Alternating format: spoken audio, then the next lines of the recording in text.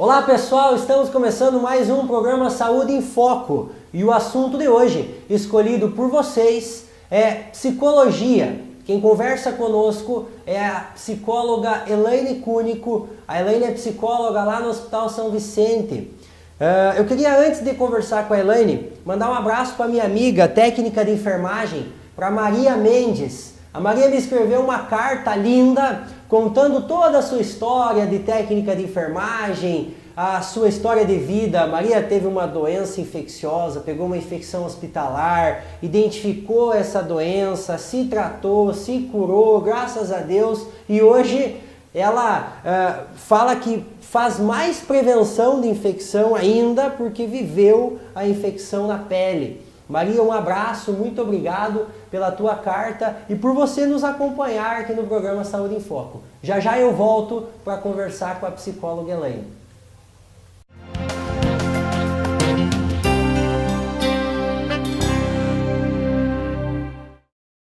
E para conversar com a gente hoje sobre a psicologia e as ações da psicologia, eu estou aqui com a Elaine. A Elaine é psicóloga, trabalha no Hospital São Vicente. Elaine, que bom que você veio. É sempre muito bom poder conversar com profissionais de todas as áreas. E hoje a gente está falando sobre o teu assunto. Muito obrigado. Eu que agradeço o convite e é um prazer estar aqui com você. Elaine, eu vou começar com a pergunta que a gente dá início ao programa Saúde em Foco, falando da especialidade. Tá? Então, nos conte o que é a psicologia. Então, a psicologia é uma ciência, né, que ela estuda a mente e o comportamento humano. É uma profissão, né, uma ciência relativamente nova, comparando com outras profissões no Brasil, ela é bastante nova. Então eu considero assim, que é uma profissão que ainda está em busca do mercado de trabalho, em busca de novos locais de trabalho. Então considero que estamos sempre em busca ainda, né, como também em outras profissões, mas principalmente na psicologia, que eu considero que ainda existe muito preconceito, né, ainda existe uma visão diferente da psicologia, então a gente está buscando sempre isso, né? Mas uma profissão que trabalha com pessoas, para quem gosta de trabalhar com pessoas. São várias as áreas de atuação. Sim, várias áreas, por exatamente. Exemplo? É como você citou, né, o psicólogo hospitalar, tem o psicólogo social, tem o psicólogo clínico que trabalha diretamente na clínica, o psicólogo organizacional que trabalha diretamente em empresas. Então hoje são inúmeros campos que está se abrindo para a psicologia. Tá. Vou te fazer uma pergunta pessoal então. O que é ser psicóloga? Ser psicólogo para mim eu posso dizer que é uma realização, né? Eu gosto muito do que eu faço, mas estar em constante estudo, estudando bastante. Como eu falei para você, buscando o nosso espaço, né, por ser uma profissão nova que ainda passa por algumas dificuldades mesmo relacionadas a preconceito, então vejo que é uma busca, né, estamos buscando muito, mas também considero que é uma profissão que hoje já tem uma visão, um olhar diferente das pessoas, né? Posso te dizer no meu ambiente de trabalho, né, o psicólogo hoje é visto de uma forma diferente, já tem uma valorização do profissional. Isso eu acho que é uma coisa muito boa, assim, um reconhecimento que faz muito bem para a gente isso. É muito difícil, né, que os demais profissionais, principalmente do ambiente hospitalar, compreendam a atribuição de cada um.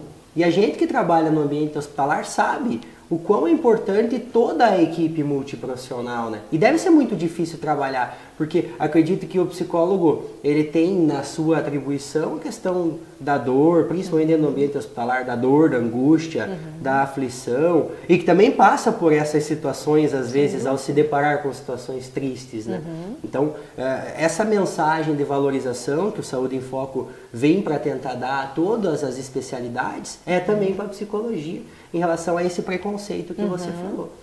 E até nessa linha de pensamento, dá para sentir prazer sendo psicóloga? Sem dúvida, diariamente, né? Eu acho que é uma profissão prazerosa. É uma profissão que, quando você sai do teu ambiente de trabalho e vê que você cumpriu o teu papel da melhor forma, é maravilhoso. Existe frustração? Sim, né? Como em qualquer profissão. Tem dias que sai, né, do ambiente de trabalho totalmente frustrado, que às vezes as coisas não aconteceram da forma que a gente idealizou, porque a gente idealiza, né? E até mesmo quando a gente escolhe a nossa profissão, a gente idealiza a nossa profissão. E nem sempre ela é tão perfeita como a gente idealiza, né? Mas eu penso que a gente tem que saber lidar com isso, saber lidar com os nossos conflitos, saber lidar com as nossas frustrações, e é isso que nos faz crescer profissionalmente, é saber lidar com isso. Né? Porque eu penso que sabendo lidar com isso, a gente consegue crescer mesmo e passar para o outro segurança no que a gente está fazendo também. E precisa passar muita segurança, sem né? dúvida. Eu imagino. Como é que funciona o atendimento no hospital?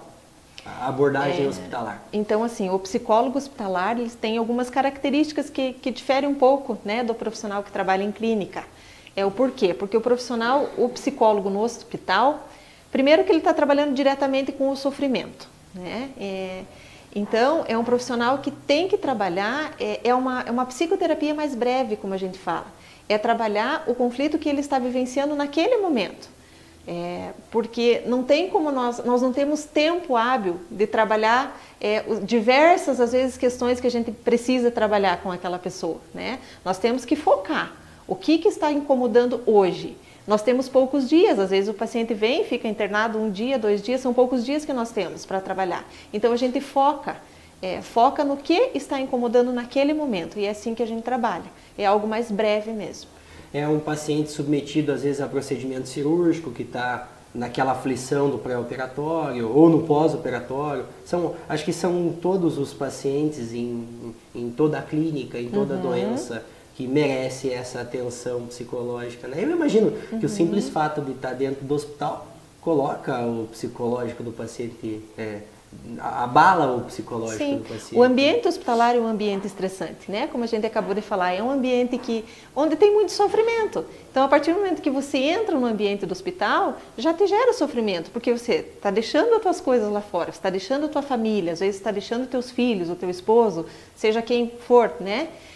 Então, a partir do momento que você entra ali, você acaba deixando essas coisas que já te deixam um pouco mais ansioso.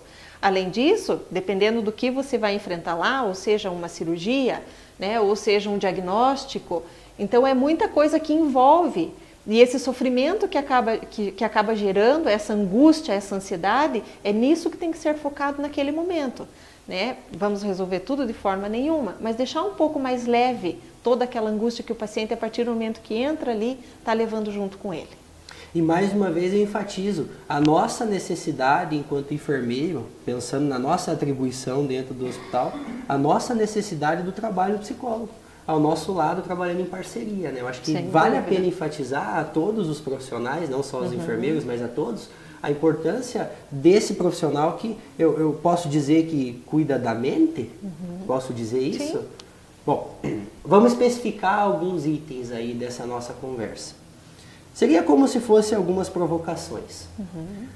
Tem o ponto de vista do paciente, tem o ponto de vista do acompanhante, que também fica abalado psicologicamente muito, e também tem o ponto de vista do profissional, envolvendo a questão da saúde ocupacional. Queria que você falasse um pouquinho sobre a síndrome de Burnout ou burnout. Explica um pouquinho para nós como que é essa doença. Ou então, a síndrome de burnout, né, como a gente fala, ela é um estresse relacionado totalmente ao trabalho. Então, na verdade, para nós que trabalhamos em hospital, é o nosso dia a dia. Né? Existem pesquisas aí que nos reforçam que o ambiente hospitalar é um ambiente que acaba reforçando muito a síndrome de burnout mesmo. Porque, exatamente como eu comentei com você, nós trabalhamos com o sofrimento das pessoas. Né? E todos sabem lidar com isso? Nem sempre. Né? O enfermeiro, o psicólogo, nós já temos um pouquinho mais, já estamos um pouquinho mais preparados para trabalhar com isso, até porque a nossa formação já nos faz estudar um pouquinho com relação a isso. Mas existem pessoas que trabalham lá, às vezes que trabalham na copa, às vezes que trabalham na limpeza, né? Que são pessoas essenciais dentro do hospital, essenciais, mas que às vezes não estão preparados para aquilo. Então, às vezes, se deparam com situações que não sabem lidar mesmo, exatamente. Aprendem a lidar, sem dúvida. O dia a dia vai ensinando, vai enfrentando, né? Nós, enquanto psicólogos, estamos lá também para dar esse suporte, inclusive, aos funcionários, né? Mas o trabalhar com o sofrimento das pessoas, isso causa, né, um sofrimento para o ser humano mesmo. Então, a síndrome do burnout está aí, principalmente no ambiente hospitalar. E é comum? Muito comum, muito comum. né? O que deve acontecer? Deve ser diagnosticada, né, da melhor forma possível pelo médico e automaticamente já que seja tomado providências, né? Ou seja, com relação a medicamentos, ou seja, com relação ao psicólogo mesmo, mas o que é importante é que seja feito esse diagnóstico para que seja tratado, porque para quem está sofrendo isso também acaba gerando uma dor muito grande, sofrimento muito grande, então para que seja tratado, né, o mais rápido possível. Eu acho que uma coisa puxa a outra, mas eu vou aproveitar a presença da psicologia no programa e vou falar, ou pedir para você falar sobre, eu acho que a doença que causa mais problemas na sociedade hoje. Elaine, fala um pouquinho sobre depressão. A depressão eu acho que é o mal do século, né? Eu acho que hoje em dia se fala muito em depressão, até porque hoje em dia se fazem o diagnóstico, né, da depressão. Talvez antes não se falasse tanto nisso e talvez não se respeitassem tanto isso, né? Então hoje a depressão nós sabemos que ela está aí, né? Em todos os ambientes de trabalho, em todos os lugares. Então assim, a importância de ser diagnosticado também a depressão. E a importância assim, de ser diferenciado uma tristeza, né, da depressão, que às vezes acaba se confundindo isso. Então a tristeza ela passa, né? Nós temos momentos de tristeza, às vezes várias vezes no dia ou vários dias, mas a depressão não, é uma tristeza profunda mesmo, que acaba atrapalhando a tua rotina, atrapalhando o teu relacionamento, né, familiar, acaba atrapalhando a tua vivência no teu trabalho. Então, a depressão ela está aí mesmo, precisa de ser diagnosticado o mais rápido possível, também da mesma forma, né, eu digo do que a síndrome de burnout mesmo, porque vai afetar, né, o teu dia a dia, a tua rotina, e afetando a tua rotina, você não vai conseguir, né, dar conta dos teus afazeres mesmo e vai acabar se afastando cada vez mais, né, que é uma das características mesmo da pessoa depressiva, já é se afastar mesmo, né, já não ter vontade de fazer o que ela tinha vontade de fazer antes. Não é mais prazeroso fazer o que era antes. Então a tendência de ficar se isolando mesmo e de não ter mais contato com as pessoas, com as coisas que fazia, isso tudo vai ser cada vez mais prejudicial e isso pode se agravando cada vez mais. Influenciando na vida social, exatamente, no trabalho mesmo. Então reforço a importância sempre do diagnóstico para que seja imediatamente feito o tratamento. Vou te fazer mais uma provocaçãozinha. Para todas as doenças, para todos os pacientes com depressão, precisa antidepressivo? Não necessariamente, né? Não é o psicólogo que faz o diagnóstico, né, da depressão, é o médico que faz o diagnóstico. Então o médico ele vai diagnosticar se é uma depressão leve, se é uma depressão moderada, se é uma depressão grave, e ele vai poder orientar, né, se o caso seria medicamentoso, ou se o caso seria só uma psicoterapia mesmo, né, ou seria um conjunto das duas coisas que normalmente, né, seria o ideal, que se trabalhem junto, voltando a falar de uma equipe multiprofissional que a gente considera o ideal, assim que cada um faça a sua parte, né, então isso o médico é que vai poder dizer. Eu acredito que o atendimento, ele começa, ou melhor, o tratamento, a prevenção começa lá na base, né? Às vezes a criança submetida a vários traumas, do que ela vê em casa, do que ela escuta em casa, isso repercute durante toda a vida, o desenvolvimento, e ela se torna uma pessoa depressiva futuramente. Tem associação, né? Claro que o estresse também influencia. E é importante a gente observar esses indícios, né? Como eu te falei, o psicólogo ele não faz o diagnóstico, mas ele pode observar esses indícios, né, da depressão e pode pontuar isso, né? Pontuar ou para a própria pessoa ou pontuar mesmo para o médico, para que seja feito esse diagnóstico.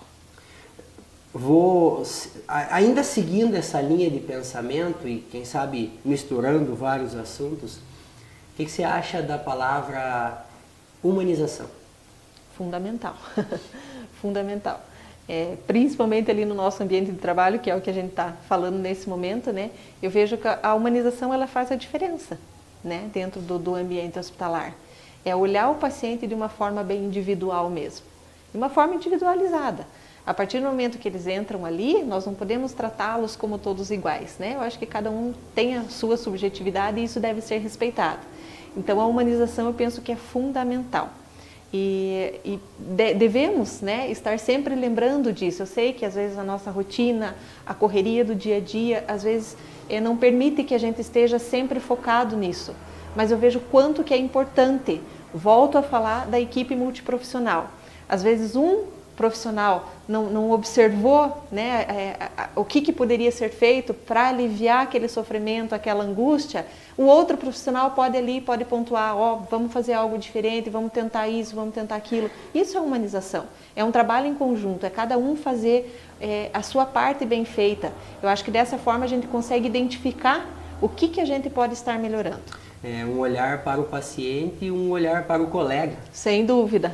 Eu escrevi num texto de uma coluna social que às vezes me angustiava a palavra humanização, porque será que significa que se pede humanização na enfermagem é porque os profissionais estão se desumanizando?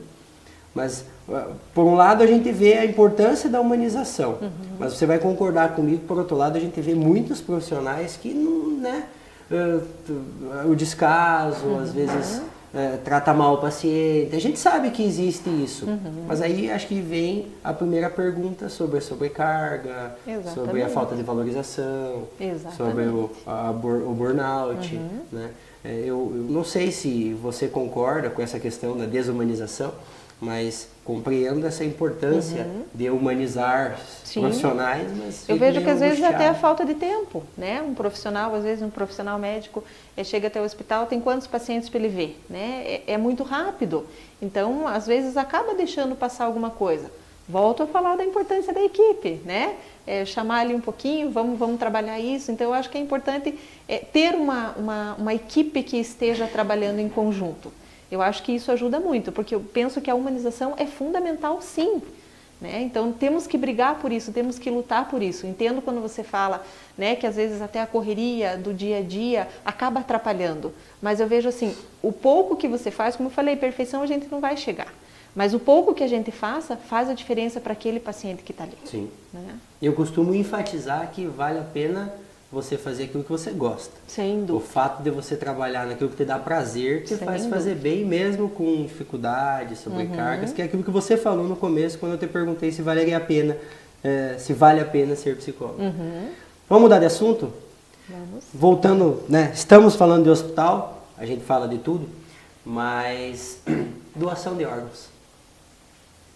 A doação de órgãos, eu acho assim que é um momento que mexe muito psicologicamente falando, né?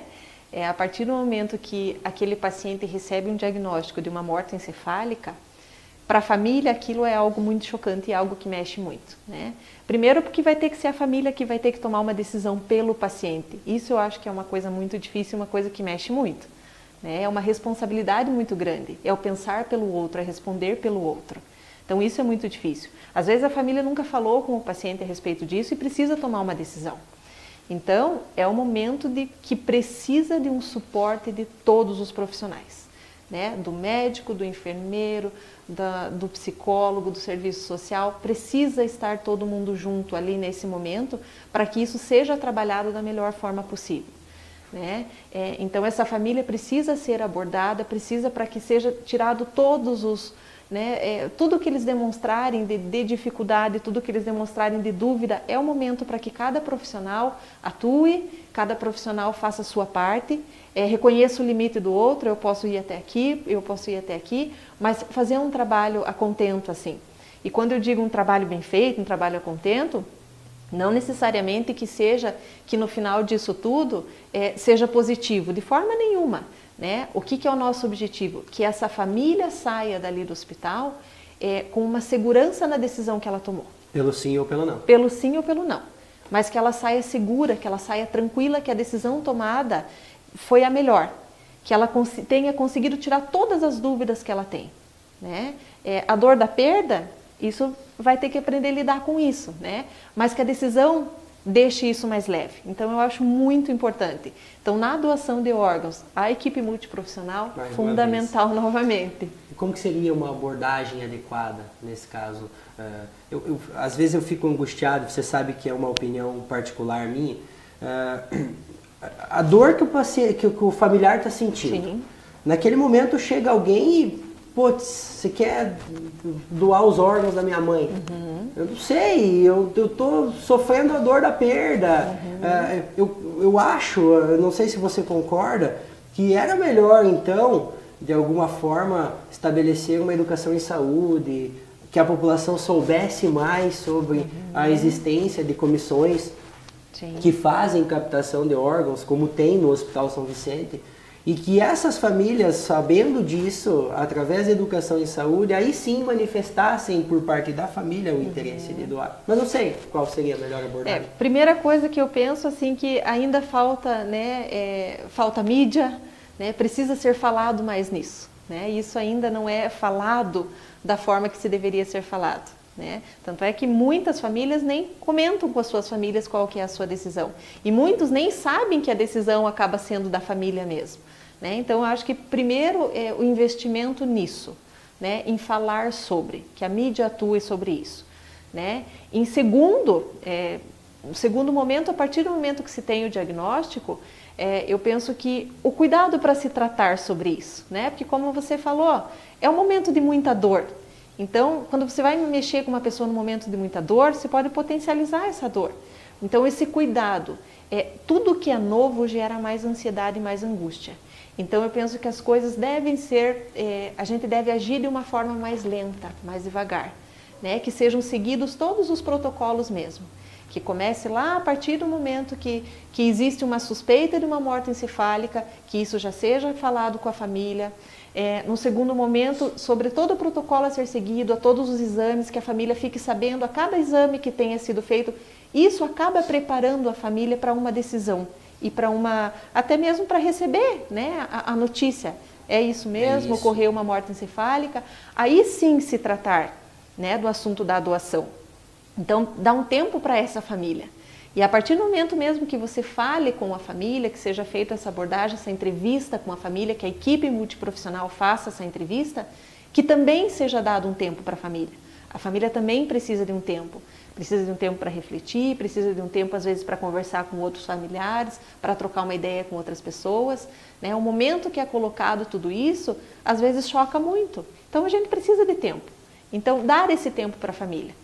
A partir desse tempo, aí sim, que essa família, como eu falei para você, ou seja positivo ou seja negativo, que seja uma decisão segura, que ele saia dali tranquilo do que foi decidido. É um assunto, acho que, tão delicado que dá uma pauta de programa. Né? Sem dúvida. Vou tocar em mais um assunto delicado, mudando de assunto novamente. Câncer.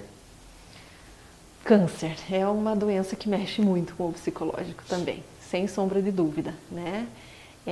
Começando lá no diagnóstico, né? O diagnóstico já mexe muito, né? Já é algo bem difícil, né, da pessoa receber do médico aquele diagnóstico que está com câncer. Por quê? Culturalmente se falando, o câncer não somente se relaciona com morte, infelizmente até hoje é assim, né? Então recebeu a notícia, acaba relacionando e acaba refletindo em muita coisa. É difícil a pessoa que receba a notícia e relacione com coisas boas. Né? Não, hoje tem tratamento, hoje tem câncer que tem tratamento, hoje tem câncer que tem cura. Não, relaciona a morte. Então isso gera muito mais sofrimento. Começando por aí. Num segundo momento, a partir, né, que você recebe esse diagnóstico, aí já vem um turbilhão de emoções. Porque aí, a partir disso, ou você vai para um procedimento cirúrgico, ou você vai para um procedimento de quimioterapia, que isso também mexe bastante, né? É um procedimento cirúrgico que muitas vezes você vai fazer uma cirurgia que ela é bastante radical, que é mutiladora mesmo, né? Então, que vai mexer com você. Vai mexer com órgãos que fazem parte de você, que te deixam mais feminino, que te deixam mais masculino, né? Às vezes um órgão que vai impedir você de se alimentar direito, ou às vezes que você vai ter que usar uma bolsa de colostomia. Então, que vai mexer com a tua autoimagem também. E isso vai mexer também, né? Ou voltando lá na quimioterapia também, a partir do momento que você vai fazer uma quimioterapia, que você vai ter uma queda de cabelo, que isso também vai mexer. Então, é uma doença que acaba mexendo muito com o psicológico, não só do paciente, mas do familiar também. Né? Porque tudo isso que passou na cabeça do paciente, o familiar também está pensando. Né? E às vezes ainda o familiar está mais ao par ainda, né, com tudo que está acontecendo, porque às vezes acaba sendo poupado o paciente de uma forma ou não, às vezes por uma decisão familiar o paciente é poupado. E aí ele então acaba ele segurando tudo isso. Então eu vejo assim que a importância do psicólogo, né, no ambiente da oncologia é muito grande, né? Não tirando a importância dos outros profissionais, sim, sem sombra de dúvidas, mas assim o psicológico afeta muito, tanto do paciente quanto do familiar. Eu imagino, eu tenho certeza disso. Elaine, para a gente fechar a nossa conversa, eu vou te pedir duas dicas. Duas dicas da psicóloga. Uma para aquele profissional que deseja fazer, para aquela pessoa que deseja fazer psicologia. E uma outra dica para todas as pessoas, de uma forma geral, de psicologia. Então, vamos dividir. Para aquele que quer fazer psicologia. Eu sou suspeita a falar porque sou uma pessoa que ama a minha profissão, né? Então gosto muito, mas eu penso assim que quem pensa em fazer a psicologia é muito importante conhecer a prática do psicólogo, a primeira coisa, né? Porque a teoria eu acho que ela é muito bonita em todas as profissões. Então conhecer a prática mesmo, o dia a dia.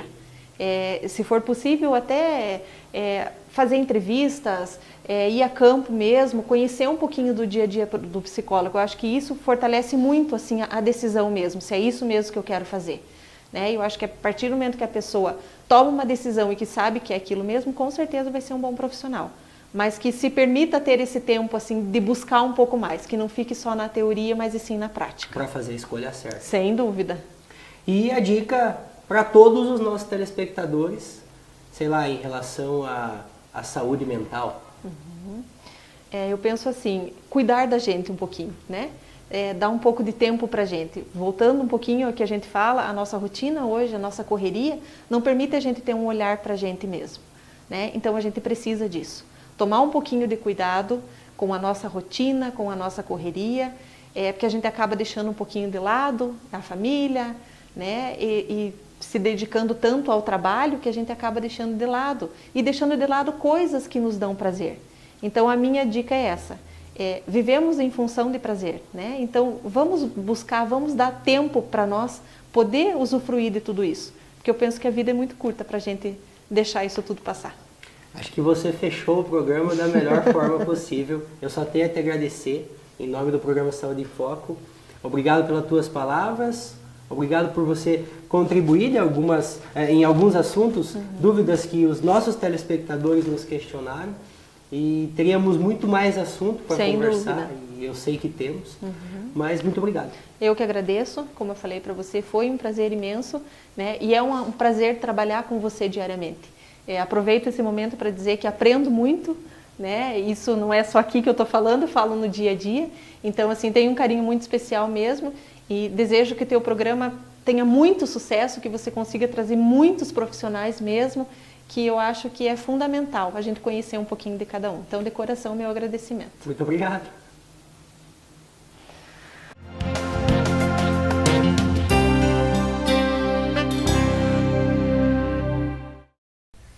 É isso aí, pessoal. Estamos encerrando mais um programa Saúde em Foco. E a dica principal da entrevista com a psicóloga Elaine é: cuide um pouquinho do seu corpo. Pense no seu lazer, pense no seu prazer. O programa Saúde em Foco vai ao ar toda quinta-feira às 22 horas aqui na TV Araucária. E eu quero a tua mensagem, o teu questionamento lá no meu WhatsApp, 42 9927 5216. Manda mensagem para nós lá na página no Facebook, Programa Saúde em Foco. E também nos acompanhem no site G Mais Notícia e lá no YouTube, no canal Programa Saúde em Foco. Semana que vem eu espero você.